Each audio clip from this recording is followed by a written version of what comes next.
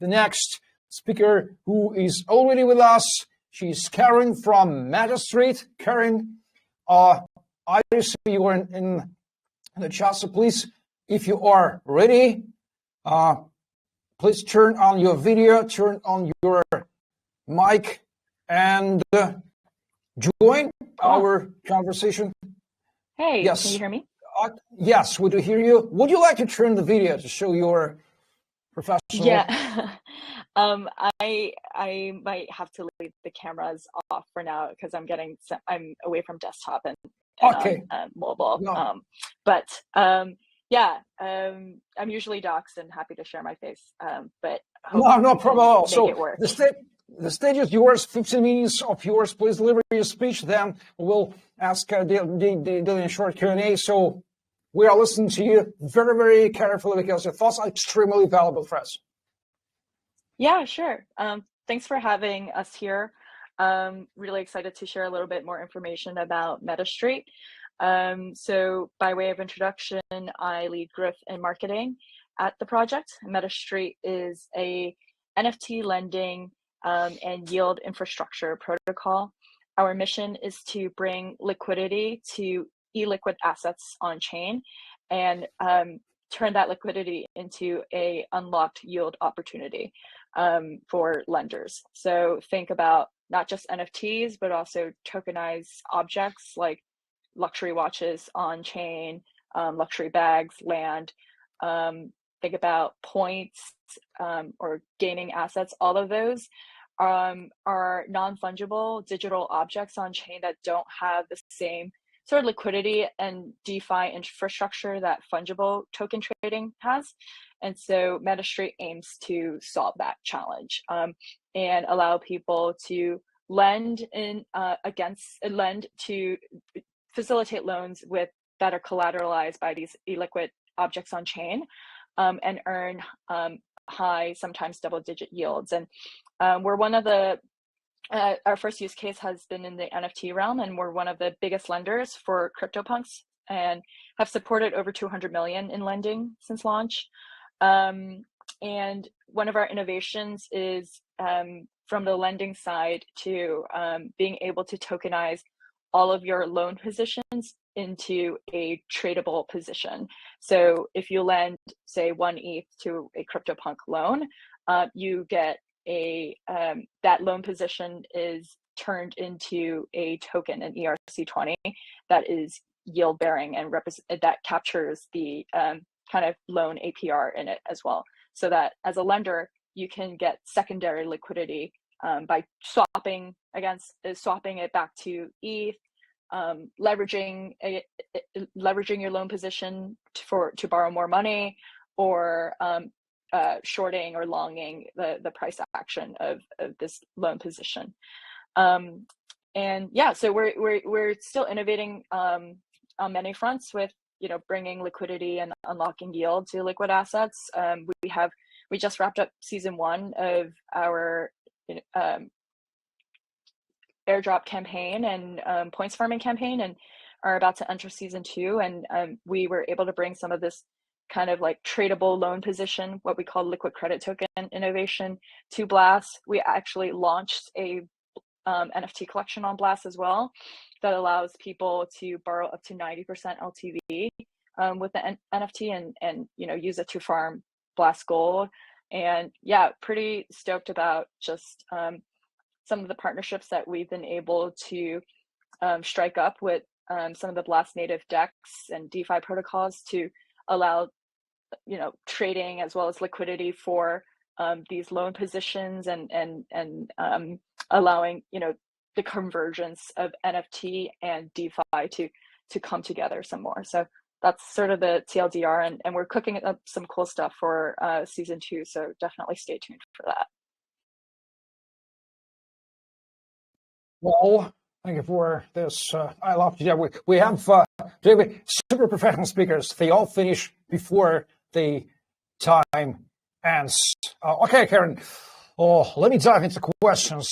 Guys, don't hesitate to ask Karen questions using hashtag question in the chat, because we've already had 3 developers and 2 marketers. And I really am personally, I love to talk to marketers because they are sort of more humanitarian, so what, more emotional, sort of about emotions in people. So, Karen, why Blast? The general question: why MetaStreet should Blast? Did you consider other chains? Mm-hmm. If indeed, why have you Blast? So, general question: what are your thoughts? Yeah, that's a great question. So we definitely are chain agnostic and want to be as multi-chain supportive as possible, but Blast just seemed like a really natural next step for the expansion of our product from mainnet, because there's just a very informed group of users on Blast. You know, they're already NFT native because of the Blur background. They are very technical with understanding and farming different DeFi as well as like infra protocols too. And so we wanted to, because we do have a rather technical product that traverses both like DeFi and NFT.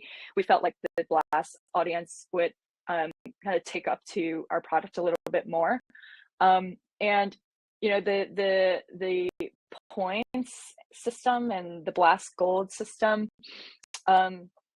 was just a really great way for us to identify product market fit, attract users, and then being able to collaborate with other protocols and dApps that we're building on Blast, and being able to share these incentives together and design different quests together really was just like an option that was a sort of like go to market that not a lot of other ecosystems were offering. So I really give credit to Blast for really jump-starting this collaborative and also like fulsome development of the ecosystem with day one launch of mainnet.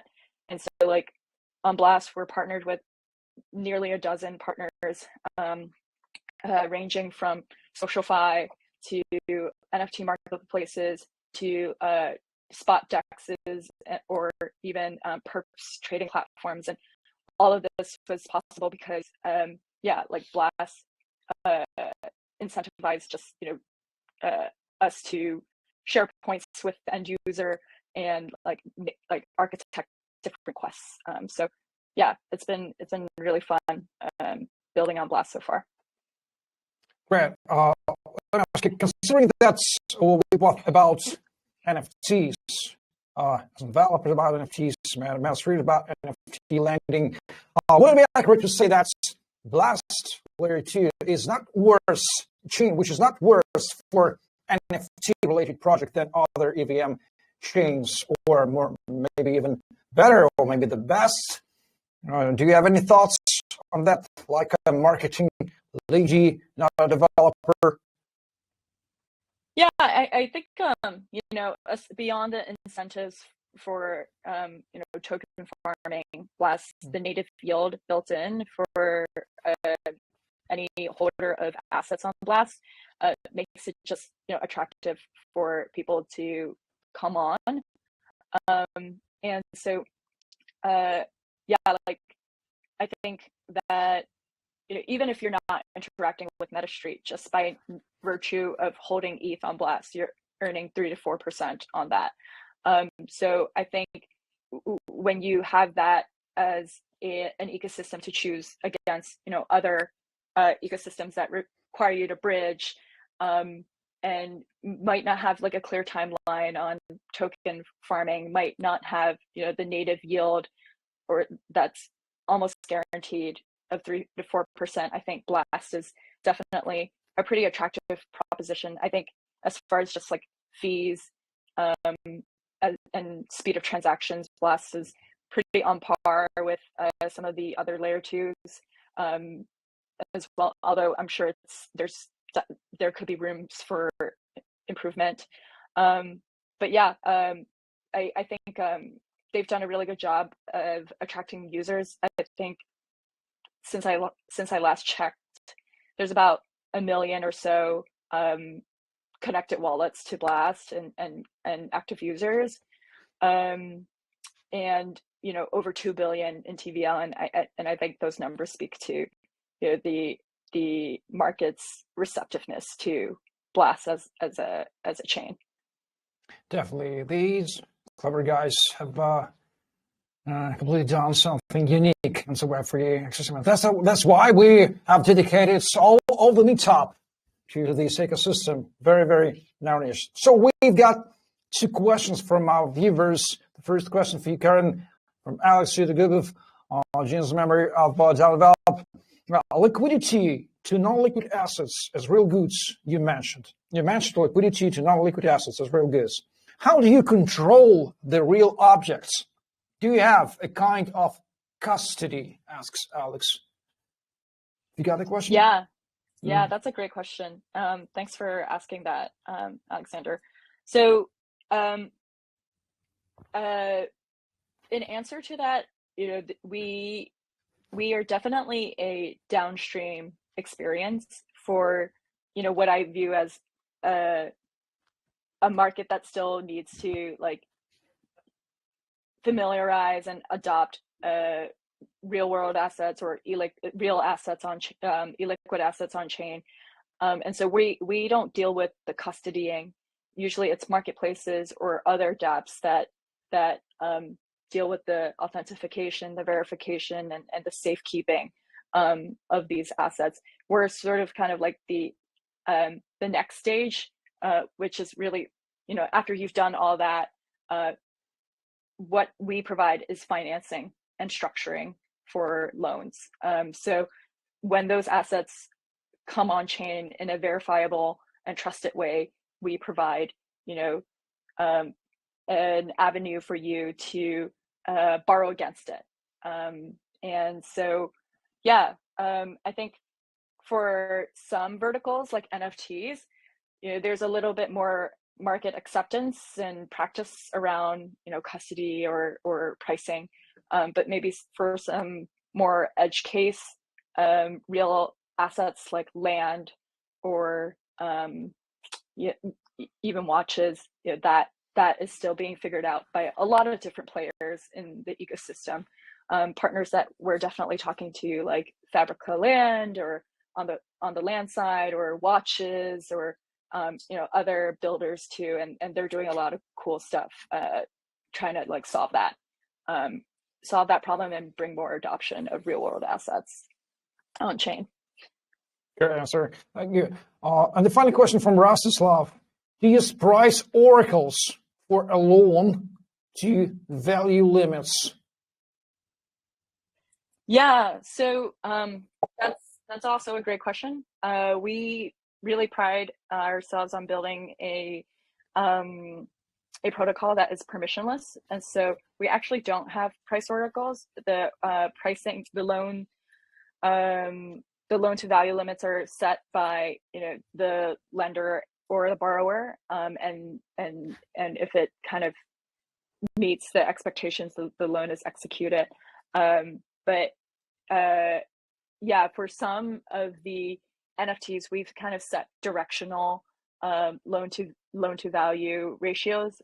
So for CryptoPunks, we've set kind of more high yield, slightly higher risk loan to value ratio of 80%, and then there's a lower risk but lower yield, and what we call a lower tranche of around 50% of the loan to value, and then we set that as a directional guideline, but it's also up to the market, and it's flexible to ultimately to the lender to determine what LTV they're comfortable with. So it's a completely permissionless protocol. Okay, we've got you. So, Karen, finally, do you have any final thoughts or suggestions or recommendations for Blast team? We hope these guys will be careful listening to what they clients. I don't know. Is it fair to say that you are clients of Blast? But okay, builders and Blast were sort of clients and partners, but for contributors, they will be listening for that. Do you have any thoughts, ideas, wishes for them right now in the end of your amazing, brilliant speech? Sorry, just so that I understand the question correctly, is it just asking for any like final comments or feedback around building on Blast? Definitely. So imagine that Blast guys are listening to you carefully right now. So you may say, guys from Blast, we would like you to do X, Y, Z, or we don't like to do X, Y, Z. So we are builders on your ecosystem. Final thoughts, wishes, recommendations for this Blast ecosystem, guys. Yeah, I think right now we're pretty happy with building on Blast and the various incentives that has forced us to be creative around thinking about how do we genuinely attract users and like that, like quality contributors to our protocol. So I would say kudos to you for designing that. And yeah, I think as far as feedback, it was more related to the initial days of getting on mainnet and getting clear, like having a sufficient enough of a timeline to test our contract on mainnet, and we were given like I think less than a week to figure that out, and so probably in the next instance of any upgrades, definitely working more closely with the protocol to figure that out. But yeah, I think it's been a really rewarding experience building on Blast so far. Great. If you're not against that, we have got the bonus question for you from Rostislav.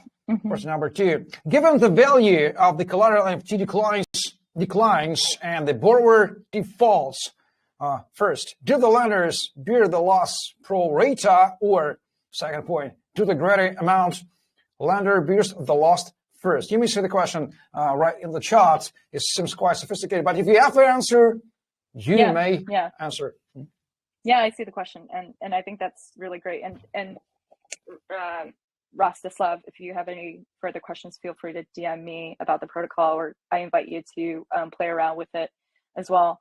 But in the event of defaults, we actually don't have instant liquidations like other lending protocols. We actually put the collateralized assets into auction, and the asset goes into a public auction phase, and the proceeds from the auction goes into returning funds to people in the lower tranche first, and then so people who deposit it into the lower risk, lower yield, and then into the higher risk, higher yield afterwards, if there's any leftover from the auction proceeds. And then if there's even more leftover from the auction proceeds, that amount is returned to actually the borrower. But yeah, in the event of a default to the lender who has deposited into the higher tranche bears the loss first over the lender in the lower risk tranche. Well. So thank you very much, Karen, for extremely professional answers and your passion. It's rare. I mean, it's so professional marketer who is so devoted to Web3, because Web3 is a rapidly growing and extremely quickly growing space, which, from my point of view, may eat and swallow everyone who wants to participate in this amazing and borderless and permissionless, like Karen already said, realm. Thank you very much for being with us today. I hope we will be following your success on the MetaStreet, and have a good day.